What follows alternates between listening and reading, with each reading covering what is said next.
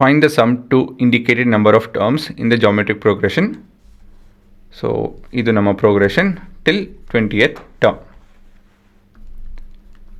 ಏನೇನು ಕೊಟ್ಟಿದ್ದಾರೆ ಹುಡುಗರ? ಮೊದಲನೇದಾಗಿ ಫಸ್ಟ್ ಟರ್ಮ್ 0.15.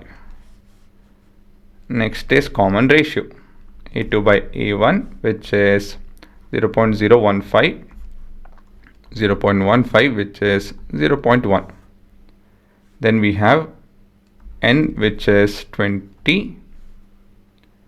So ಇದೆಲ್ಲ ಕೊಟ್ಟಿದ್ದಾರೆ. Next working. So Sn is equal to A into 1 minus r to the power of n divided by 1 minus r.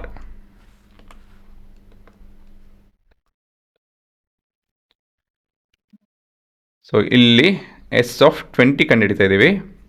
So first term is 0.15, ಅದನ್ನು ನಾನು 15/100 ಅಂತ ಬರ್ಕೊತೀನಿ. ಕ್ಯಾಲ್ಕುಲೇಷನ್ ಸುಲಭ ಆಗುತ್ತಲ್ವಾ? ಇದು ಈ ಫಾರ್ಮುಲಾ ಯಾಕೆ ತೊಗೊಂಡೆ ಅಂತ ಹೇಳಿದ್ರೆ common ratio is less than 1, ಹಾಗಾಗಿ ಇದನ್ನು ತೊಗೊಂಡೆ. 0.1 whole to the power of n. So ಇದೇನು ಮಾಡೋದಕ್ಕಾಗಲ್ಲ. This is too small actually. Approximately 1 ಅಂತ ಹೇಳ್ಬೋದು.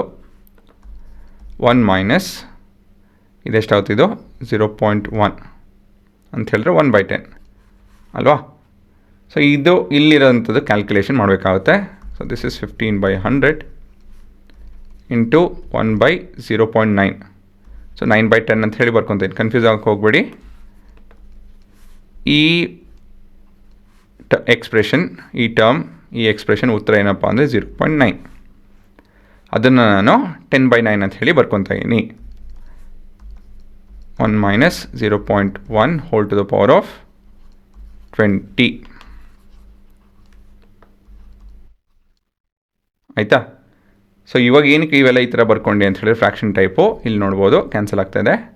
ಮತ್ತು ಇದು 90 ಮತ್ತು 15 ಅಂತ ಹೇಳಿದ್ರೆ 1/6. 15 6 90 ಅಲ್ವಾ? ಸೊ ಈ ರೀತಿ ನೀವು ಕೆಲಸಗಳು ಮಾಡ್ಬೋದು. ಸರಿನಾ? ಪಾಸ್ ಮಾಡ್ಕೊಳ್ಳಿ. ಇದು ನಿಮ್ಮ ಉತ್ತರ.